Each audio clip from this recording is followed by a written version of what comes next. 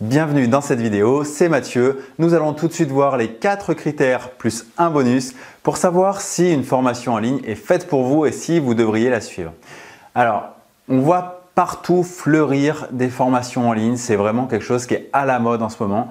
Et honnêtement, j'en ai marre de toutes ces pubs qu'on peut voir sur YouTube avec un mec sur le bord d'une villa ou devant sa voiture de sport ou des choses comme ça.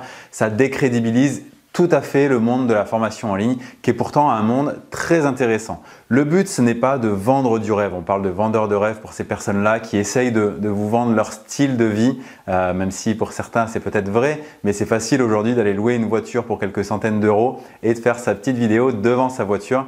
Ça n'a rien d'exceptionnel et pour autant, il y a plein de gens qui sont victimes de ces vendeurs de rêve.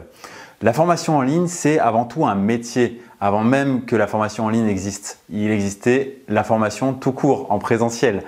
Et pour autant, pourquoi la formation en ligne ne serait réservée qu'à ces vendeurs de rêves? Ce qu'on va essayer de voir aujourd'hui, c'est quels sont les critères, donc 4 plus un bonus, à vérifier avant de souscrire à une formation pour être sûr qu'elle soit faite pour vous et que ce soit des réelles compétences que vous puissiez acquérir derrière, comme vous feriez en allant suivre une formation d'un formateur certifié finalement. Alors, la première chose à vérifier, c'est déjà quel est votre objectif. Quelle est votre volonté de suivre une formation? Pourquoi? Parce qu'en fonction de votre objectif, vous allez pouvoir essayer de voir si la formation que vous avez en vue va vraiment vous aider à avancer sur votre objectif ou si elle n'est pas faite pour vous. Il faut vraiment que vous soyez certain, avant de rejoindre une formation, qu'elle est faite pour vous.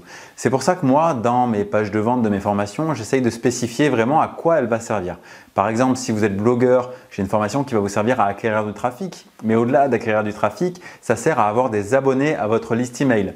Si vous êtes freelance par exemple, et particulièrement rédacteur web, j'ai également une formation pour vous apprendre le référencement. Le but, c'est que vous puissiez vendre à votre tour des prestations de référencement à vos clients.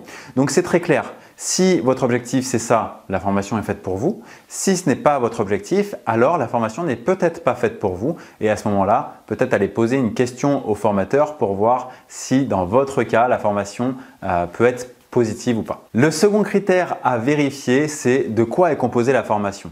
Très souvent, les formations sont théoriques. Et je pense que vous me voyez venir, c'est que pour moi, une formation qui soit efficace doit également apporter son lot de pratique. Parce que c'est bien beau d'acquérir de la théorie, mais si vous ne mettez pas en pratique ce que vous apprenez, ça va être très compliqué de vous en servir et que ça apporte un changement dans votre vie. C'est d'ailleurs ce qu'on voit entre le monde de l'école et le monde de la vie réelle. C'est un petit peu cette problématique qu'on peut voir, c'est qu'on apprend beaucoup de théorie, mais on ne passe pas à l'action et on apprend des choses qui ne vont peut-être pas nous resservir.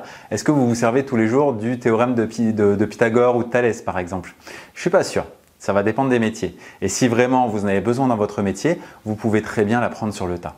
Donc, il y a besoin de théorie pour développer certains aspects, comprendre ce qu'on fait, mais il y a besoin de beaucoup de pratique également. Donc, une formation purement théorique, pour moi, c'est un signal d'alarme parce que si votre objectif, c'est d'accumuler de la théorie, dans ce cas, pas de souci. Mais si vraiment vous voulez développer des compétences et pouvoir vous en servir au quotidien, il devrait y avoir de la pratique. Et moi, c'est ce que je mets en place dans mes propres formations. Il y a des exercices, il y a de la mise en pratique directement de notions qui sont apprises à mettre en place sur votre site, etc. C'est vraiment quelque chose qui est très important et qui est mis en avant dans mes formations. La troisième chose à faire attention, c'est est-ce que vous avez accès à une communauté? Parce que c'est extrêmement important à mon sens de faire partie d'un tout finalement une fois qu'on rejoint une formation. Ça veut dire qu'on a un objectif bien précis qui est partagé par d'autres personnes. Et cette entraide qui va pouvoir se créer entre ces différentes personnes est peut-être aussi importante que la formation en elle-même. Parce qu'on a parlé juste avant de pratique, de théorie, mais vous allez forcément avoir des problématiques qui n'ont pas été traitées de façon exacte dans la formation parce que chaque cas est unique. Et là, vous allez avoir besoin d'aide. Donc le formateur peut être à votre écoute et répondre à vos questions, mais certainement que si vous êtes plusieurs dizaines ou centaines dans une formation, il n'aura pas le temps de répondre de façon individuelle à chacun d'entre vous.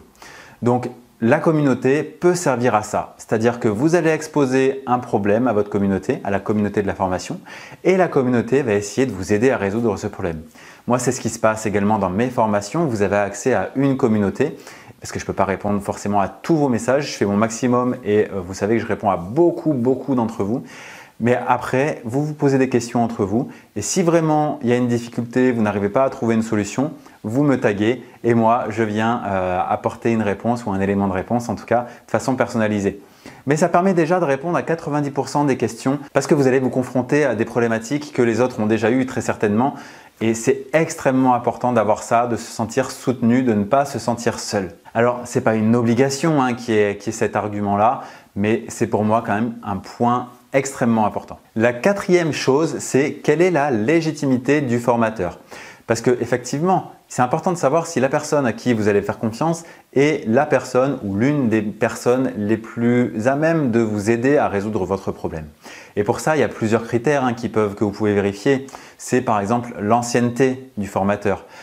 Moi, ça fait une vingtaine d'années que je fais du référencement, donc forcément, ça va vous donner déjà une certaine crédibilité, une certaine légitimité. Maintenant, est-ce que par contre, je fais peut-être bien du référencement, mais est-ce que je peux bien vous l'apprendre? C'est encore une compétence qui est différente. Et ce qui m'a amené à la formation, c'est notamment le fait qu'il y a beaucoup de clients qui m'ont dit qu'ils adoraient ma pédagogie. Donc je me suis dit qu'il y avait peut-être quelque chose à faire de ce côté-là. Et effectivement, il y a quelque chose qui ressort là.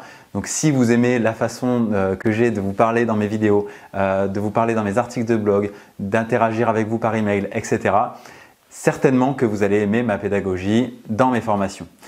Après, en fonction de l'ancienneté, la pédagogie, à vous de voir un petit peu ce qui se dit sur la personne, les témoignages, vraiment le travail qui est effectué par cette personne et si elle vous paraît légitime par rapport à vous, par rapport à votre objectif. Et ça nous amène au cinquième point qui est finalement le point bonus. C'est quelque chose que vous trouverez assez rarement sur Internet mais qui offre un critère supplémentaire d'après moi. C'est le fait d'être un formateur certifié. Être un formateur certifié, ça veut dire qu'il y a un organisme spécialisé dans la formation qui a donné son accord à ce formateur pour donner des formations, que ce soit en présentiel ou que ce soit en ligne. Cet organisme s'appelle le Datadoc. On peut être certifié Datadoc. Très peu de personnes le sont sur Internet pour la simple et bonne raison qu'il faut avoir un dossier assez costaud, c'est beaucoup d'administratif. Donc d'une part, ce n'est pas super plaisant à faire et d'autre part, c'est quand même assez lourd parce qu'il faut créer un tas de papiers pour prouver la légitimité justement de notre formation. Qu'est-ce qu'on a mis en place dans notre formation pour qu'elle apporte vraiment des résultats et qu'elle soit bénéfique pour l'élève formé, pour le stagiaire. Et donc moi, je suis propriétaire du coup de cet accord Datadoc. Donc ça donne une crédibilité supplémentaire parce que mes programmes de formation ont été validés par cet organisme de formation qui est national. Donc vous pouvez vérifier si ce petit logo Datadoc apparaît sur les pages de vente de vos formateurs. Donc ce n'est pas une obligation parce que certaines personnes ne le font pas tout simplement parce que c'est compliqué à faire. Ce n'est pas parce que la formation n'est pas d'assez bonne qualité. Mais en tout cas, quand il y est, c'est un gage de sérieux supplémentaire.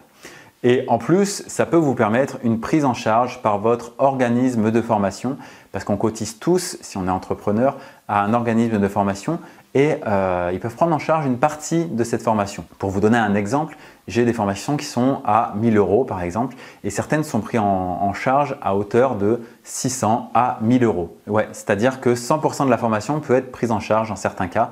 Ça va dépendre de votre situation personnelle. Mais vous pouvez tout à fait vous rapprocher de votre organisme de formation et c'est l'OPCO et vérifier à quel montant vous pouvez être pris en charge chaque année. Moi, je ne connaissais pas ça. J'ai mis 10 ans, 9 ans avant de l'utiliser sur ma société. Je ne savais pas que j'avais le droit et en fait, on cotise chaque année pour ça et j'ai eu des formations prises en charge même jusqu'à 1 400 ou 1 600 €. Je ne sais plus, une formation à 2 000 € m'a été remboursée à 1 400 € je crois. Donc, j'avais plus que 600 € à payer de ma poche. Donc, c'est quand même super intéressant d'en profiter en plus d'être un gage de qualité par rapport au formateur. Voilà, j'espère que ça vous a donné des clés pour vous dire « Ok, je suis prêt ou pas à suivre une formation en ligne ». Parce que les formations en ligne, ça peut être des outils vraiment très puissants, très loin des vendeurs de rêves. Donc à vous de faire la part des choses entre votre objectif personnel et qu'est-ce qu'il faut mettre en place pour y parvenir. Et vous êtes prêt à vous lancer dans cette décision, que ce soit des formations pour moi, avec moi, je vous ai donné des exemples, mais il y a plein d'autres formations qui sont très bonnes sur Internet et qui pourront être utiles pour vous en plus ou en complément de ce que moi je vous propose par rapport à l'acquisition de trafic dans mes propres formations. J'espère que cette vidéo vous a plu. N'hésitez pas à aller sous la vidéo. Je vous ai mis en cadeau un guide SEO complet pour savoir comment faire pour atteindre les premières positions de Google. Vous pouvez simplement laisser votre email et votre prénom et vous le recevrez immédiatement. Et puis sinon, je vous dis on se retrouve dans de prochaines vidéos. Abonnez-vous sur la chaîne et cliquez sur la petite cloche. À très bientôt!